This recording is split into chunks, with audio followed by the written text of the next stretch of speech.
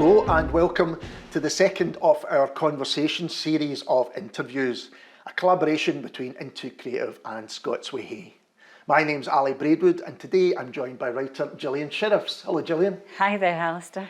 And we're going to be talking about the debut novel Brodie, but a whole lot more I'm sure.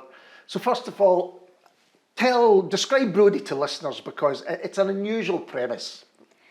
So Brodie is unusual perhaps in that the narrator is an object. So the narrator is a copy of The Prime of Miss Jean Brodie, which is purchased as a gift for Violet, who's the first main character to come into the book, and it's her 16th birthday gift from her aunt.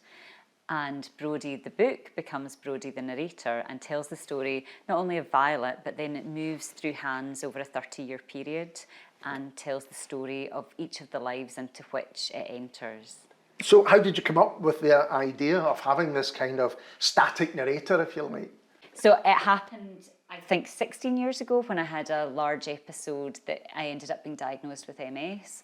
And over the course of, I came back on a Thursday night and thought my feet were a bit cold, and then over the course of the Friday, Saturday into the Sunday, this creeping numbness went up my legs, and by the Monday morning I was in emergency in hospital, having lost the feeling, I think, up to about my thighs at that point, and over the course of the next week or so I lost the feeling up to the top of my chest. So I was sent to bed and I was bed rest for a long time whilst they investigated what was going on, and I got diagnosed with MS. And I just remember very clearly being away from the action, being upstairs. We lived in a tall, thin house, which was very inappropriate for the circumstances. There were 17 stairs, I remember well, because at points it felt like I had a suit of armour on that nobody could see. And so when I did actually attempt the stairs, it was a bit of a challenge. And the idea with the bed rest was that my immune system would calm down and it would help me recover from this relapse.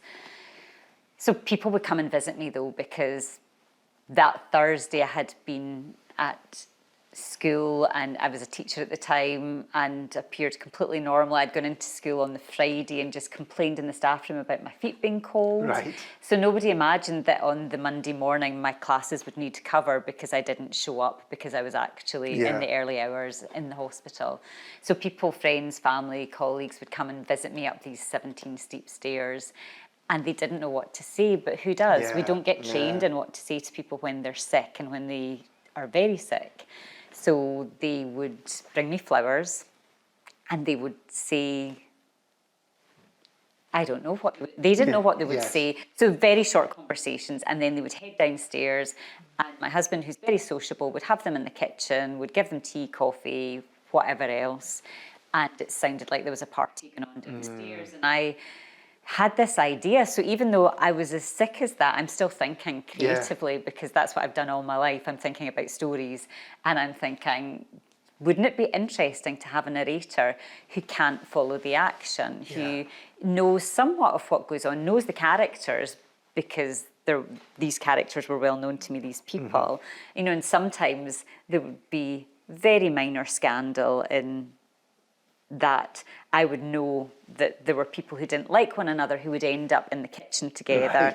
And I would wonder, what's going on there? And there might have been relationships that were no longer relationships. And it was just very interesting to my brain to think about how it was all going to play out.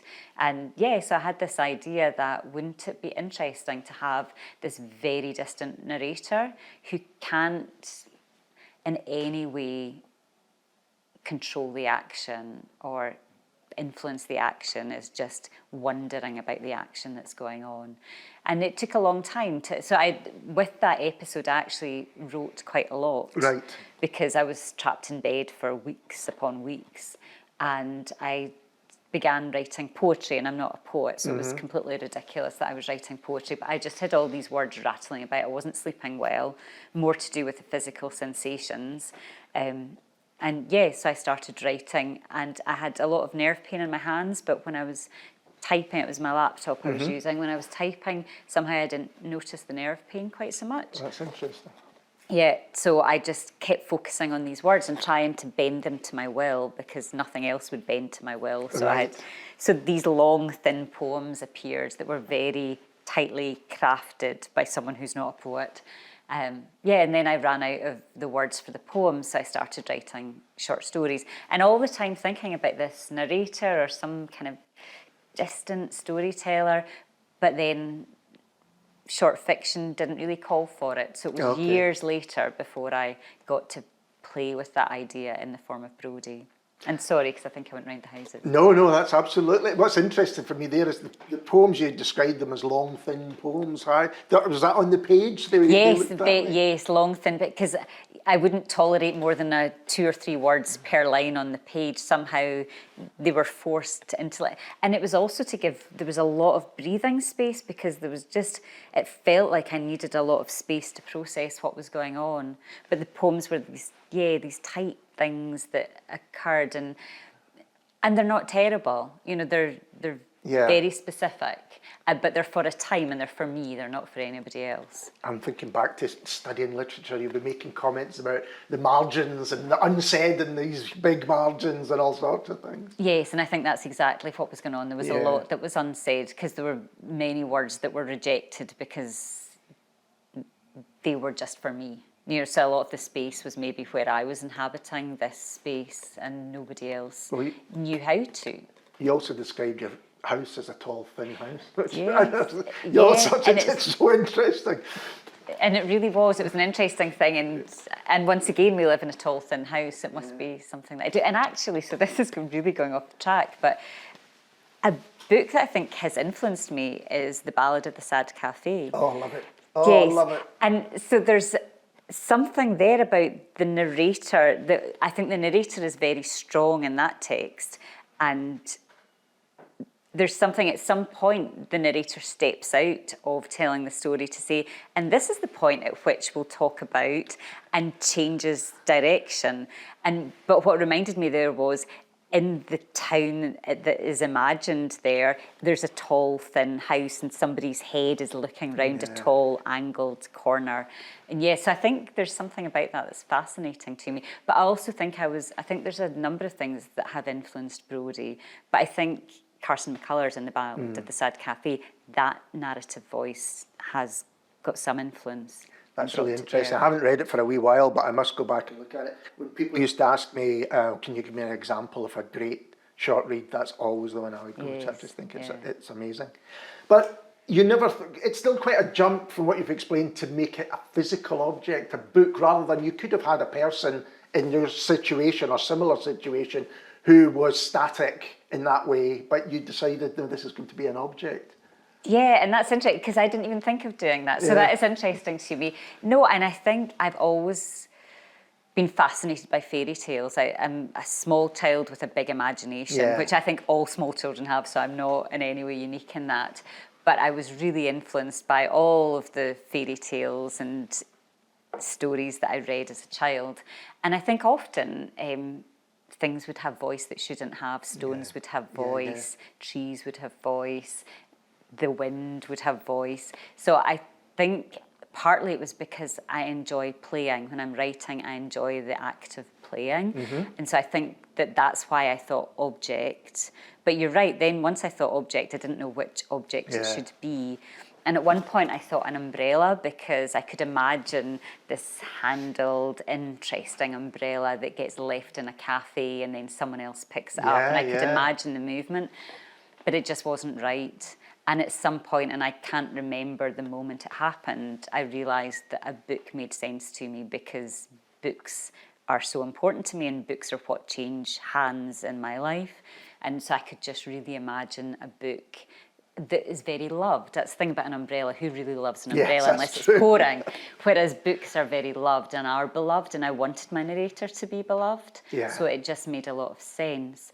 And then to get to the Prime of Miss Jean Brodie was a much easier step, because I love the Prime of Miss Jean Brodie.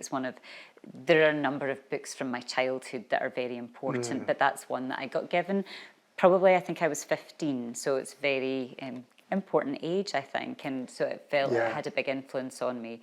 And I think Jean Brodie had a big influence on me. And then I did it at school with the teacher who had the biggest influence on me. I had an amazing English teacher called Mrs. Shaw, and I had her for, I think, 3 years, 2 or 3 years. And yeah, she did the Prime of Miss Jean Brodie with us, and that added to the experience because I loved her so much as a teacher. Yeah. So it had to be the Prime of Miss Jean Brodie. I was going to ask you about that because I was thinking what would my book have been, and it would have probably been Ian Banks' The Wasp Factory, similar age, getting a copy and Yeah. being blown away. It would probably make for a much darker book. I think so, yeah. That voice would be different. Yes, yeah, but what was it about Spark then that's kind of so inspirational? Not just Brodie, but I think in general you're a Spark fan. I am, yes. I like the playfulness of Spark. I like the dark humour of Yeah. Spark. I think there's something very Scottish about Spark, even though she spent most of her life out with Scotland. Yeah, there's something that is just, I guess we all have preferences for the kind of literature we like. And right from an early age, Spark got me, and I was an addict. So I've read loads of Spark.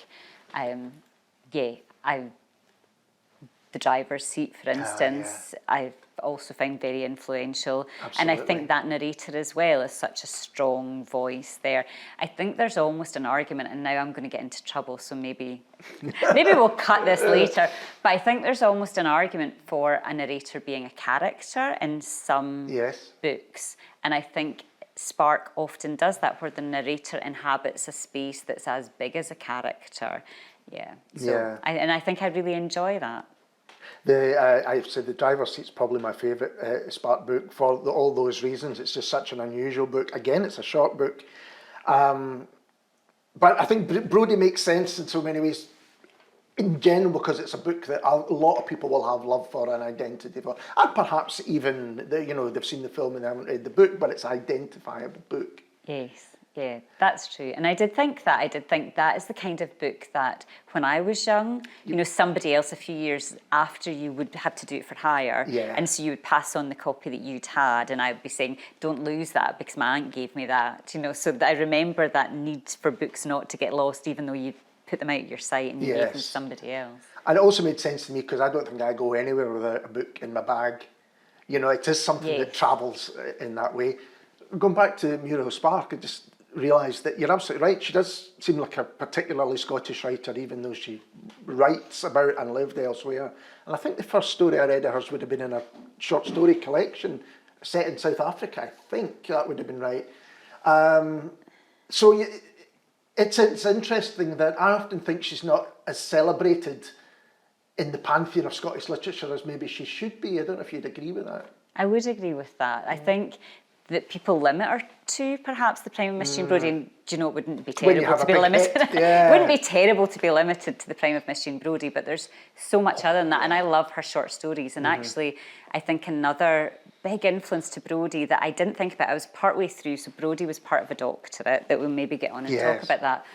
But partway through, I was living in the States at the time, and I had this terrible waking up idea that, oh my goodness, I've stolen this whole idea. I've stolen this idea. It's absolute plagiarism, because all of a sudden I thought about a short story by Muriel Spark that's called The First Year of My Life. Right. I think it's called. And in this short story, this baby knows everything that's happening in the world for the first year of its life. So it's at a really important time in history. It's born in 1918, as Spark was. And so there are things, large geopolitical things happening, and the baby can tune into all as though its brain is a radio and it can hear all sounds.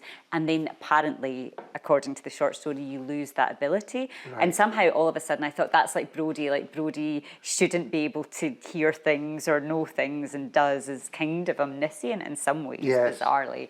So I had to immediately contact, at least she was 6 hours ahead, my main supervisor, and say, oh, Elizabeth, this is terrible. I've just realised I'm plagiarising. And she was like, yeah, I don't know what you're talking about. That's just madness that you're worried about that. She said, that's great that once more Spark has influenced you, but yeah, you're not You're not. plagiarising anything. But I had this horror. So I love Spark's short fiction as Yeah. well. And yeah, some of it is set because as a young woman, she spent time in Africa. She then spent time in London. So yeah, a lot of her short fiction is probably out with Scotland. I don't know that much of it's actually set in Scotland at all. Again, and I think again that Brodie or Miss Jean Brodie defining her other output, it is a shame.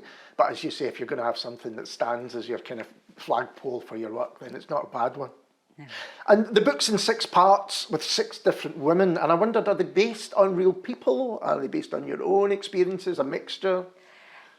That's a really good question. The 6 was actually more important for me than once I came upon the idea, and also I was a writer of short fiction who was about to embark on a novel. Yeah. I needed a way into writing a novel, and I was really lacking in confidence that I would be able to carry it off for the length of a novel. And so an idea came to me in 2 parts. One was, there are 6 girls in the Brodie set. I want 6 characters.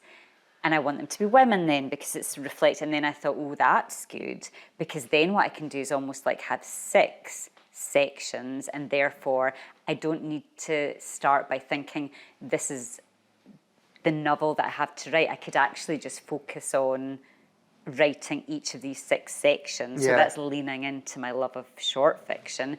And then I came up with another idea, which was Spark. So when you read through The Prime of Miss Jean Brodie, you start seeing numbers recurring, and I'm probably not going to get it right, but then once you see it, you can't stop seeing it.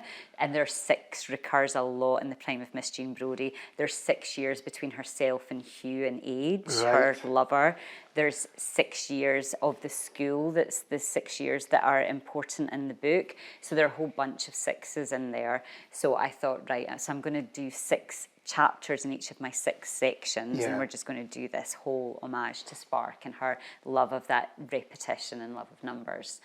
And yeah, then I knew that there were bits of experience that I wanted to explore. I think we're really bad at dealing with things, and one of the things, you know, Brodie for me is exploring what it feels like to have a disease like MS. So a lot of what I'm exploring there. So there's like all the Spark homage stuff that's in it, and then there's all the me trying to show what it's like without showing, without telling. You know, I am showing what it feels like to be lifted and laid, to not be part of the action, to have everyone else's lives going on beyond, and that not happening for me, but yet me not being miserable about it, because I get to still live in my mind and in my imagination and still tell stories, which means that I'm not limited, because it's boundless, because I can tell stories. So yes, there were certain things I wanted to do. So partly I wanted to explore that we're rubbish at knowing how to deal with illness, but we're also rubbish at knowing how to deal with death. And I had, and someone dying and something being terminal, and I had an experience of a really beloved family member whose illness and death had made a huge impact on me. So I wanted there to be a death in Brodie in order to explore what happens afterwards. So it's a character, and no spoilers, it's a character that we don't know much of except that he's lovely. I think that we know that he's lovely, and he dies almost immediately, and he dies at a threshold, he dies on the way into his house. And that for me mirrored what it felt like to, you know, I'd come home that Thursday evening with nothing wrong with me, and once inside the house had noticed my numb feet, and then it had all progressed from there. So I had this idea, and the poetry was looking at this idea of this threshold where I had been fine. The reality is I hadn't. You know, my body was up to all sorts I didn't know about, all sorts of hidden treachery. But that's what I wanted to happen. So my beloved character had to die on a threshold, and then his wife had to cope with that. And her friends had to cope with how do you support, and family members, how do you support bereavement and grief, and we're just not good at it. So I had Brodie, and it's something that I wanted to be better at, and in some ways that was almost me trying to figure out how to be better at it by putting myself in Brodie's position of watching who does it well, who does it badly. And actually, when I think about it, some of the folks who do it well, and not that they're folks. She has 2 little cats, and they probably do the best job of supporting this grieving widow. But I digress. But that's interesting, because if your narrator had been a person, all of that would have been kind of explicit. But by having it as an object, it is implicit. You have to read into that, and it means the book can be read on all sorts of different levels. I was just wondering about the people, if anyone you knew said, oh yeah, that's based on me, or that's based on... Was there any of that, or was it not really? No, not really. And do you know, I think, you write what you know. Yes. So there will be shades of aspects of people in Brodie. Yeah, and I shouldn't say this. And something else we may cut later is the character who doesn't make it past his own threshold. I found that I'd given him the name of somebody who's someone I knew in the States, a very lovely, lovely person. And it was only after Brodie was off to print that I thought, oh, I hope he doesn't think that I'm killing him in my book. So that's the only time, and I don't think in any way I'd based that character on this person, but they're both wholly lovely, so perhaps. Yes. But so no, nobody thinks that they're any of the characters. And another spark or Prime Mission Brodie thing is there are some names in there that are specific. Yeah. So Aunt Sandra, who buys the Prime Mission Brodie originally, is kind of a nod to Sandy. Right. Which is interesting, because Sandy runs through, and the Prime of Miss Brodie begins and ends in some ways with Sandy. Yes. And in some ways it also does so with Sandra, with Aunt Sandra. So there are things like that, and the character Rose. So I had chosen flower names. Once I knew there were going to be 6 women or 6 girls, I decided, well, people bring me flowers. Well, the first name was Violet, because the uniform of the Marcia Blaine School for Girls is a deep violet. So once I'd thought of that, because I do like playing those little games with myself, not with anybody else. Once I thought of that, I then thought, right, I'm going to have flower names. And then I had to think, and I'd already was starting to think about characters. I had to think what names would feel appropriate for those characters. And there's one character who takes Brodie through to Edinburgh. Brodie's mainly set in Glasgow, is mainly trapped in Glasgow, if you like. But one character has Brodie in Edinburgh, and I thought, well, it makes sense that Rose would do that, because Rose Stanley is one of the characters in The Prime of Miss Jean Brodie.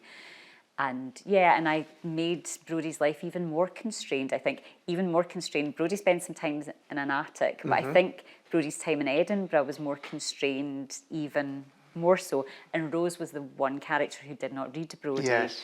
So I was kind of playing a bit there with this idea of the constraint that Jean Brodie had felt in Edinburgh as somebody who didn't quite fit perhaps into society, and maybe Spark also felt. So again, just a little bit of playing for myself. It's interesting, you mentioned playing a few times. What comes through in reading the book is a love of reading as well, but also a love of writing. It seems this is something that you really love to do, and not every writer does. I've spoken to a few writers that really find it quite a struggle. It almost seems shameful to like writing as much as I do, honestly, because people who seem like proper writers say how they hate it and it's just a terrible process.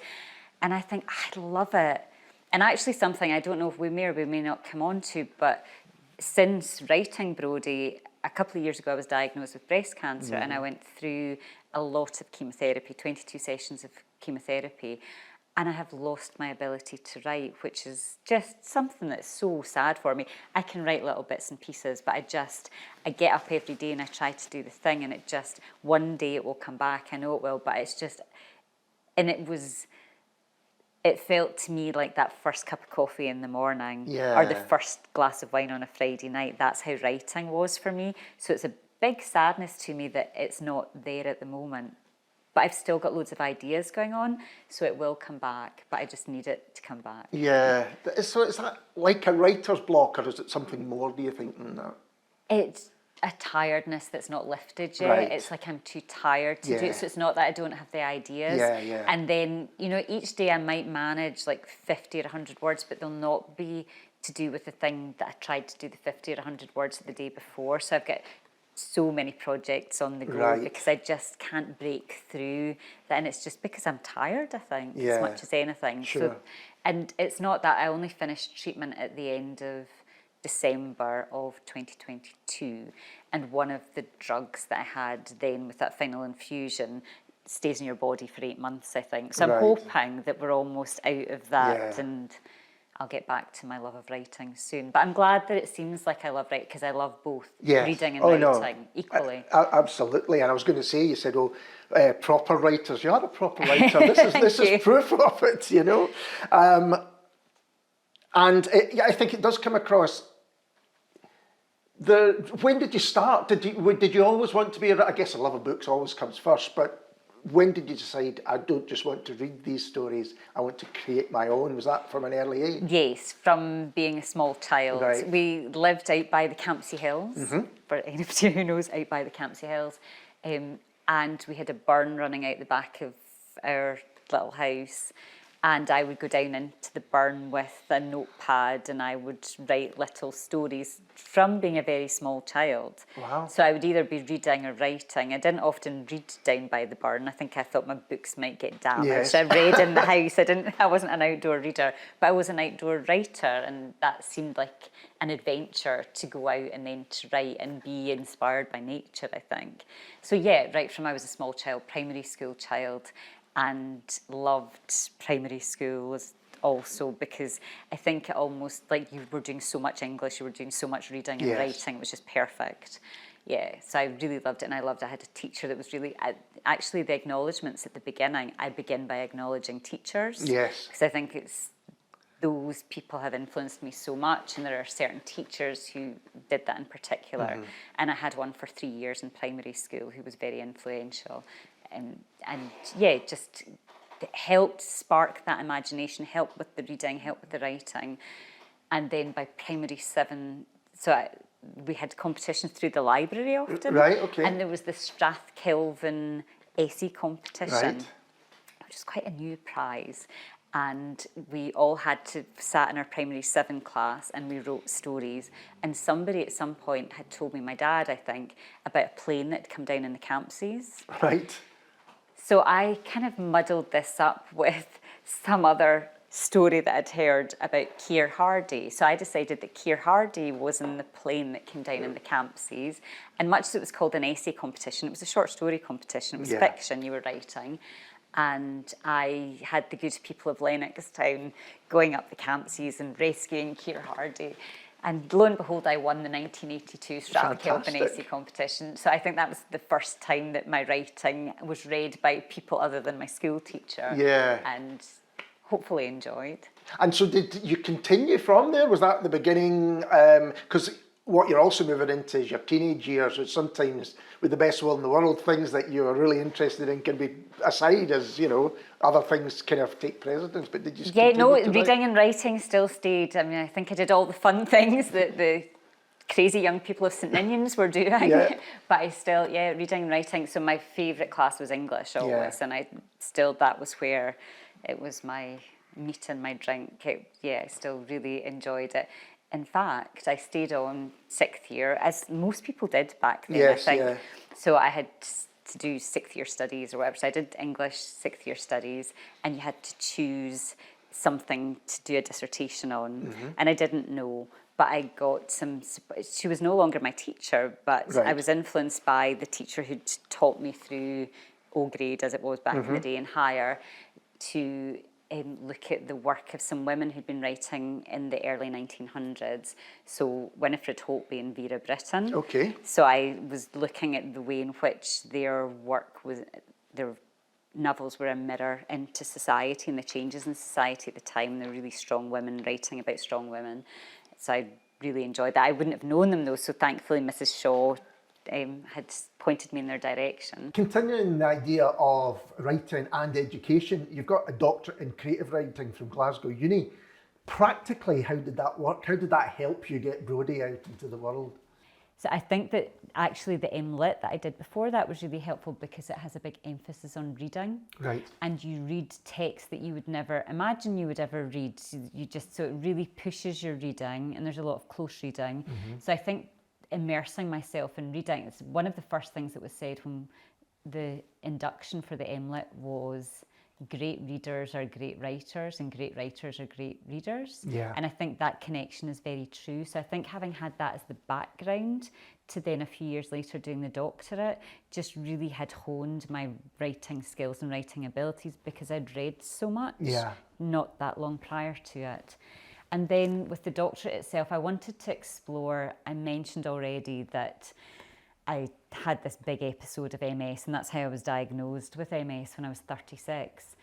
And at that point, I realised just how bad we are at dealing with illness. For one thing, I felt a lot of stigma, which seems ridiculous. I had an illness, multiple sclerosis. I had done nothing to cause that illness. Sure. But somehow I had this thing, and maybe in the next generation it's changing, but I felt bad for having, like, not being able to participate in society in the same way that I had for one thing, but also it felt like there was something, there was stigma attached to illness. Yeah, there was guilt, shame, I think. There was shame attached to somehow not being the healthy ideal. And I wanted to smash that. I wanted to get rid of that. I wanted people who were going through illness not to have to deal with that additional thing of people not knowing how to be with them, people not knowing how to treat them, and this idea of stigma. So that's what the doctorate was about, me looking at how I can use writing to try and push into that space. And one of the things I felt early on after being diagnosed with MS is the sense of being object. Because sometimes I would be being pushed around. When you're in hospital, whether you need to be pushed around in a wheelchair or not, often you are, especially if you've got a neurological condition. People like, now my motor function has never been affected. But yeah, I guess I'm a bit less steady on my feet sometimes because I can't feel the floor, so that's a wee bit of a challenge. Anyway, things like being pushed around to go for an x-ray, and people speak to one another above your head. They don't speak to you as the person in the wheelchair. So you become almost the object. Yeah. Or in an MRI scanner. And again, you become almost an object. So I wanted to explore the relationship between subject and object, medical subject and medical object, but also the idea, my original degree was English language. So when the very simplest form of a sentence is a subject, an object and a verb, and it's the relationship between them that creates the sentence. So I wanted to do something that looked at that, and the verb for me was to write. And, you know, I was the subject, the medical object was the object, and it was how we negotiate that relationship. So the doctorate gave me the opportunity to do that, to spend a lot of time, a 3-year period thinking about that, researching it, but also writing Brodie, which was the fun bit of it. So Brodie I did much more quickly than all the rest of it. I think I wrote Brodie in 7 months out of 3 years, and the rest of it I was right up to the wire writing the essays that then went around it supporting it. But you had to do the background work to get Brodie. In order to do it. So in order for Brodie to make sense as the piece of work that was exploring that topic, I did. And also, I guess you have access when you're doing a course, or maybe particularly the Glasgow one, because I know the people involved, to some amazing writers in their own right, you know, who can, do you get bombarded's the wrong word, but do you get lots of advice? How does that work? Do you get differing advice? Because you've got an advisor of studies, but then you've also got other people who clearly would be interested anyway. Yeah, I think it's such a supportive group of people. I mean, it's brilliant. So you're right, you've got amazingly talented people around you, which is just fantastic. You've got people who care, who want you to do the best job you can possibly do. My main supervisor, my whatever the title is for the senior supervisor, it was Dr. Elizabeth Reader, and Elizabeth has a very light touch in terms of feedback, in that she would, particularly with the essays that went around it, and my essays were really looking at the medical object. So I had a braided essay, which was about, for instance, a hypodermic needle. So it was tracking the origins of the hypodermic needle right from its inception through to now, to the present day. And then it was taking my experience with needles through from the very beginning as a small child and being scared of the sewing teacher at primary school, because I was scared of the needles that I would have to have in my hand, because I'm really clumsy. I've always been really clumsy, so there were a lot of needle incidents. So then braiding those together, so that's an example of what one of the essays would have looked like. And Elizabeth with my essays would just, sometimes she would actually say, I think you should take a fresh sheet of paper. So it kind of became a joke. So she wouldn't explain exactly what was wrong with it, except that maybe I should take, but it was actually really helpful because she'd talked about so many things that it was down to me to figure out what wasn't working. And so I think there was a lot of that. There was a lot of, you were given the tools that you needed, but it was very much down to you to use them. So yeah, sometimes you would get a really great edit, but most of the time it was just, that's not quite hitting the mark, or what's drawing the reader through at this point, and you had to go and figure it out, which actually I think is the most useful feedback you can get. Yeah, I think that gets to the heart of what fiction, for me, fiction can do better than non-fiction, is to give people empathy, understanding, and even representation, you know, because you've spoken before about using fiction to examine illness, and you've just said exactly how you would do that. And it made me think that probably is an area that is underrepresented in fiction, so people can start to get their own experience, even if it's a particularly negative one in fiction, then that can be helpful, not just to the person themselves, but those around them. You know, at the very beginning you talked about the party happening in another room and all, you know, but people might not, they wouldn't realise that that's what's going on. Yeah. And I think that's really important. I think authenticity is really important in fiction. Yeah. And I think that anyone can write anything about anything, can inhabit whatever they want to inhabit in fiction. But for authenticity, you often need some kind of personal experience of a thing to really, for it to feel as a reader, like you can really live in that piece of fiction. And I think that having lived experience of illness helps that. It's not the only thing that can create that, but I think it really helps it. And I had read a lot of fiction because as part of the doctorate, I didn't need to do it because it wasn't like necessary. Yeah. But I decided to find as many books as I could that had a character with MS in them, just to see what my experience would be of reading that. Yeah. I knew nothing beforehand. And luckily, a librarian somewhere in the States had done a master's in librarianship, but her interest was MS because her mum had MS. Right. So she'd looked at all these texts with an MS character, but she was looking for accuracy, medical accuracy, and she was scoring them. Whereas what I wanted to know was, did it feel authentic? Did it feel like an experience that I would understand? Yeah. And that I would think, oh, that's me there, I'm represented there. And in fact, by reading these novels, I felt the opposite. I felt closed out. I felt disempowered.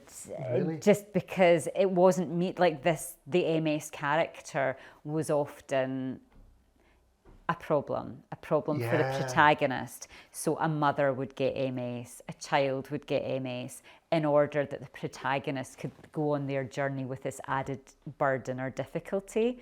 And often it was just ridiculous. Like all of the worst symptoms of MS is what the person would have all rolled into one, and their personality would be two-dimensional based.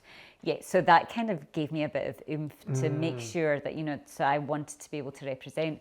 And actually then as part of the doctorate, you have the opportunity to teach, which is actually brilliant. And as somebody who was a teacher earlier in life, and I love teaching, I really liked, so I had the opportunity to offer a class, and I offered it to people who had chronic pain. So in order to get into my class, you had to have chronic pain. Wow. And it was a way to investigate writing as a distraction, help manage chronic pain. So I got, I'm going to call them kids because that's how dreadfully old I am. I got these lovely young people who were studying law or studying biology, you know, so they didn't come from English tradition necessarily. So they would come to my class because they had chronic pain. They had chronic migraine, they had, for whatever reason. And it was fiction we did. We didn't write non-fiction. We didn't write about that experience, but I wanted them to be able to use that experience in fiction. And what I would say to them is, you can write authentically. You can write so that if somebody who has chronic migraine is reading your novel that's about something else, but happens to have a character who has chronic migraines, that person can feel represented, can feel, oh, that's me, I'm on the page, I'm included, I'm not excluded. So that is really important. So representation is really important to me, and how, because that's about breaking down stigma. That's about then someone who doesn't have that illness reading it and it just being normal. It's not what defines that character. It's just one element of that character that they're dealing with. Well, Gillian, thank you so much for taking the time to talk to me today. I've really enjoyed it, and I love Brodie. It's a great book. Oh, thank you so much. I've really enjoyed our conversation. Thank you.